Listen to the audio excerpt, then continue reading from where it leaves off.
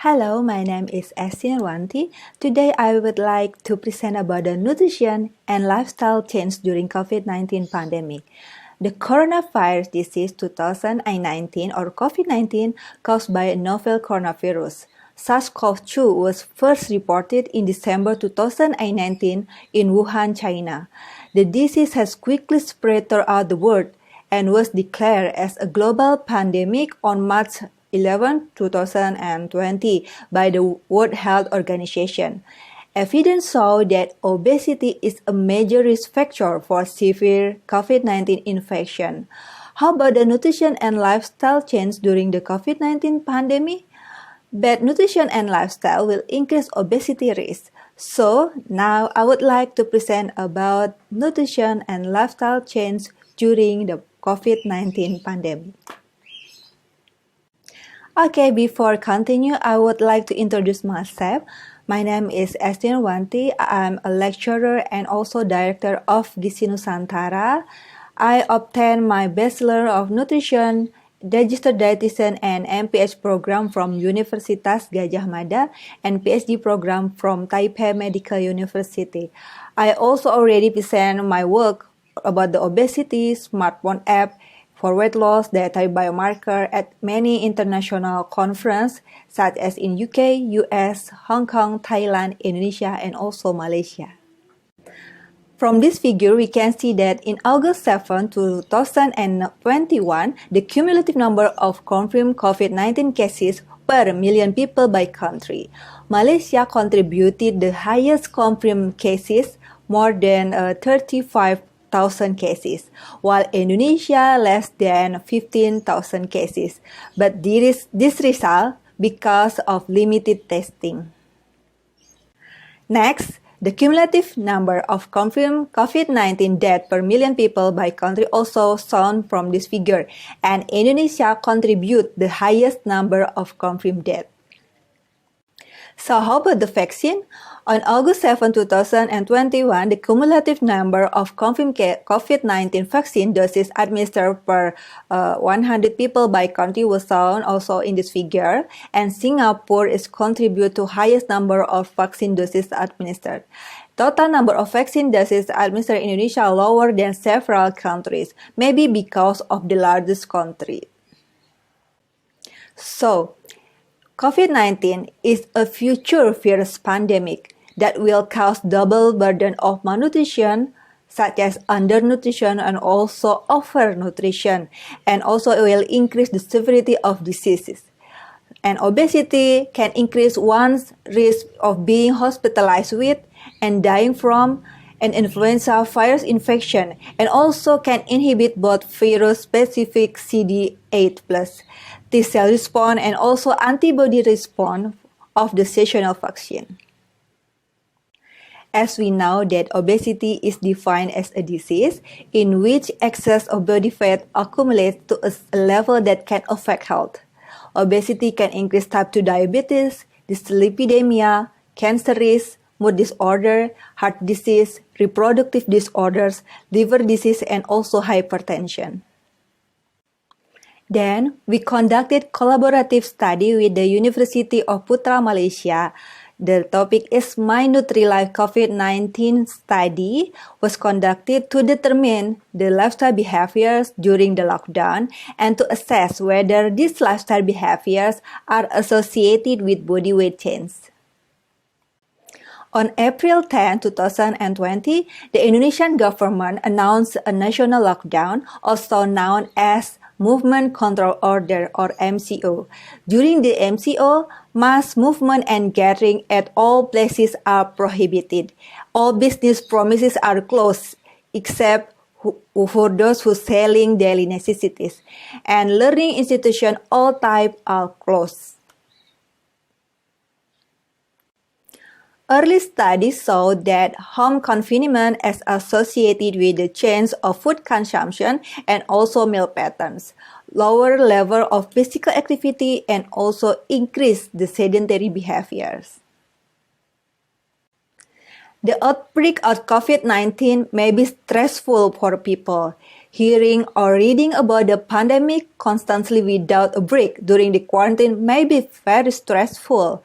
Quarantine is associated with the work routine disruption, which may lead to boredom.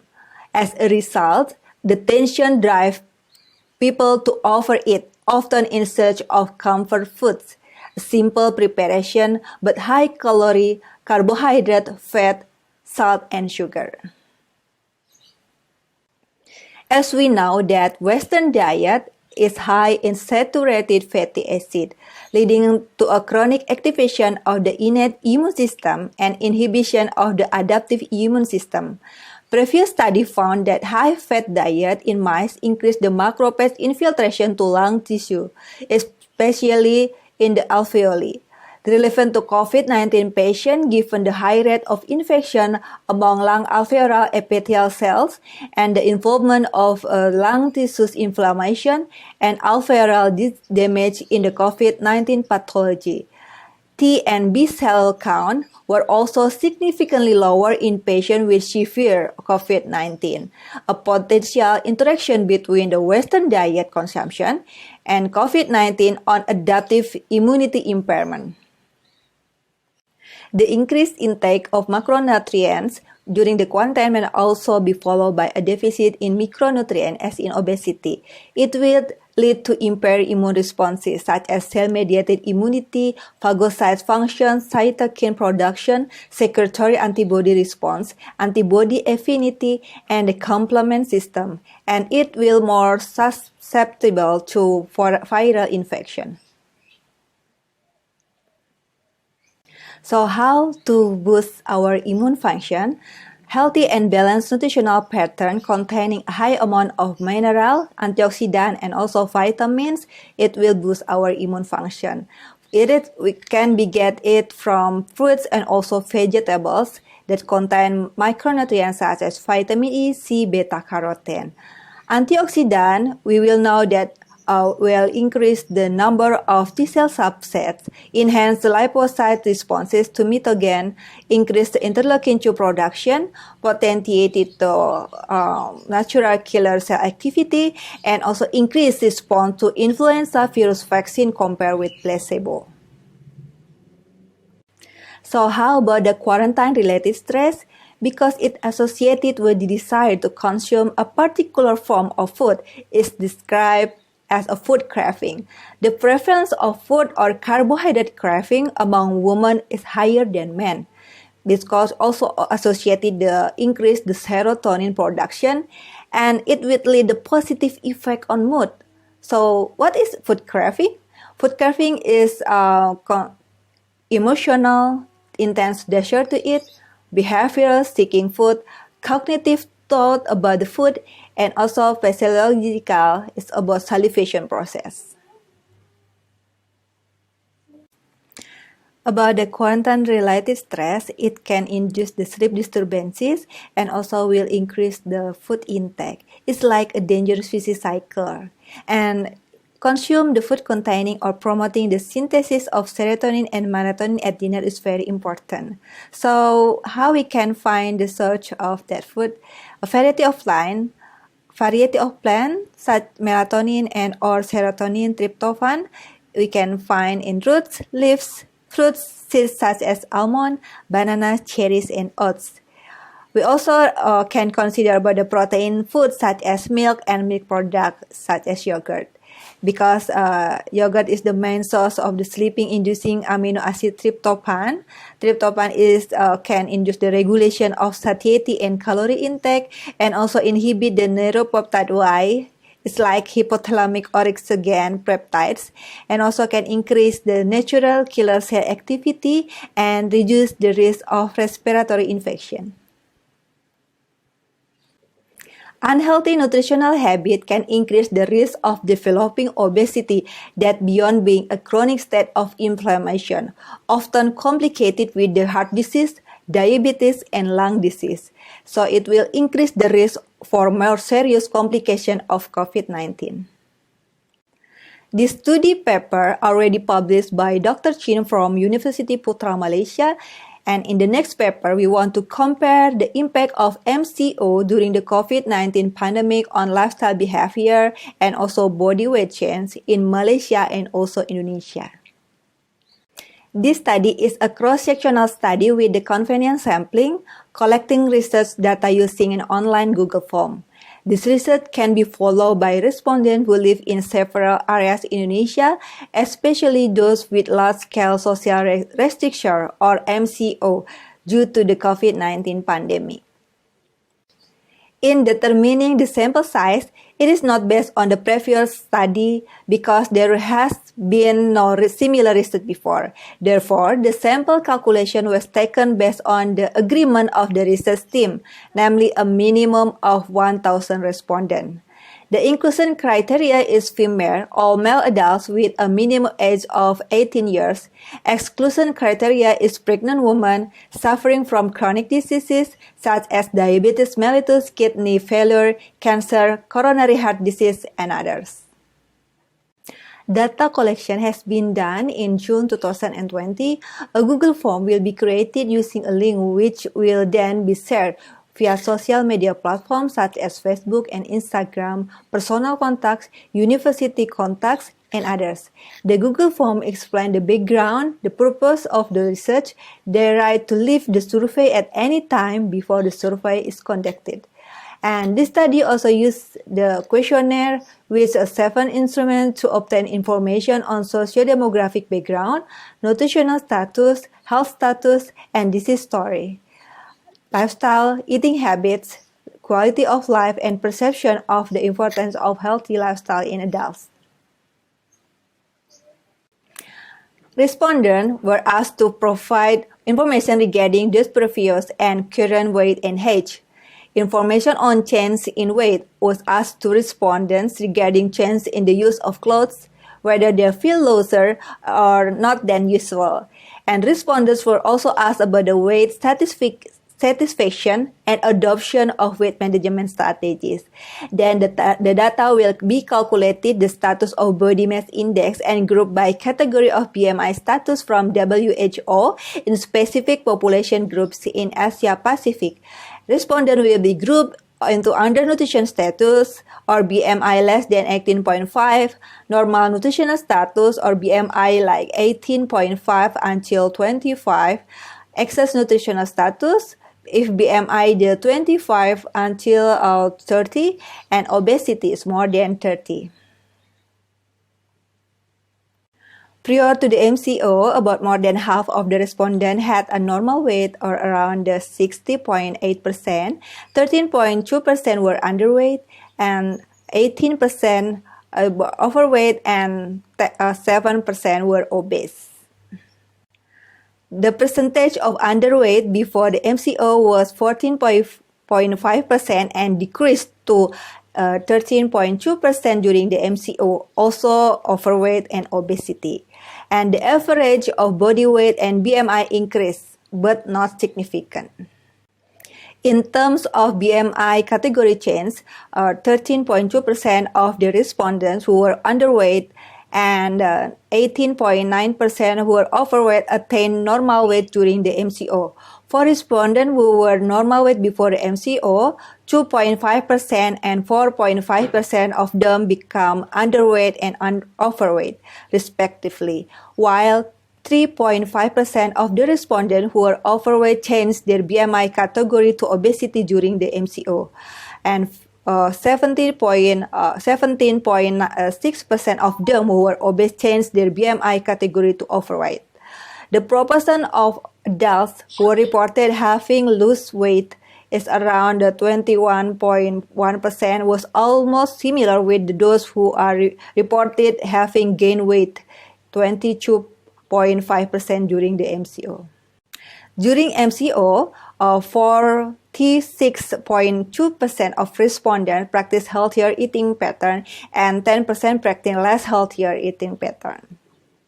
Among respondents who reported having lost weight during the MCO, 26.4% practice healthier eating pattern, 24.6% more active, And in contrast, respondents who reported having increased weight during the MCO, 42.9% practiced less healthier eating pattern and also 29.8% less active. Eating behaviors such as consuming food or drink from restaurants, consuming milk and dairy products, drinking SSB, and consuming breakfast were associated with weight change. Among respondents who are reported having lost weight during the MCO, 32.5% had better perceived health status, while 36.5% respondents who had poorer perceived health status reporting having gained weight. Perceived health status significantly associated with the body weight change. During MCO, 45.6% respondents did physical activity or exercise 1 to 2 days per week, and 19.2% 3 to 4 days a week, and 6% 5 to 6 days a week, and 10.8% every day, and 18.4% never. 30.3% respondents perform more active, 28.3% exercise as usual, but 15.5% never exercise, and 26% less active among respondents who reported having lost weight during the MCO, 24.6% more active, while respondents who reported having gained weight during the MCO, 29.8% less active, and 23.1% never exercise, and 26.7% respondents who did exercise every day reported lose weight, and 25% respondents who never exercised reporting having gained weight, but the association was not significant. Among respondents who are obese, 10.2% never have engagement with weight management strategies. Respondents having lost weight, 42.9% always engagement of weight management strategies, while those who gain weight around 15.3% never have engagement of weight management strategies. So, the study found significant change in lifestyle behaviors among Indonesian adults during the MCO. While more respondents in our study perceived that their eating pattern were healthier during the MCO and lose weight is around 32.5%, and the overall physical activity level also was reduced, and 26% of adults were less active than before pandemic. The proportion of adults who reported having lost weight is around 21.1%, was almost similar to those who reported having gained weight, 22.5% during the MCO. And during the lockdown, people have more time to cook at home, organize their meals, and are more likely to adopt a healthier cooking method. Evidence showed that cooking at home is associated with the better diet quality, lower in energy, fat, and sugar contents as compared to food consumed away from home, which subsequently linked with the lower prevalence of overweight and obesity. So the conclusion is good nutrition is crucial for health, particularly in time when the immune system might need to fight back. Low physical activity level combined with unhealthy dietary behavior during lockdown contribute to positive energy balance and weight gain. So it is very important that we can improve the knowledge of the people how to increase the physical activity level and also healthy dietary behavior. And maintaining the nutritional status and preventing or treating malnutrition also important to reduce the complication and negative outcome in patients with nutritional risk who may incur future COVID-19. So the assignment is, please make a short article, maybe only one page, that about the comparison of nutrition and lifestyle change during the COVID-19 lockdown for several countries, such as Indonesia, Malaysia, and Europe and other countries. So it's up to you. And the deadline is 30 May 2022. Thank you. See you next time. Bye-bye.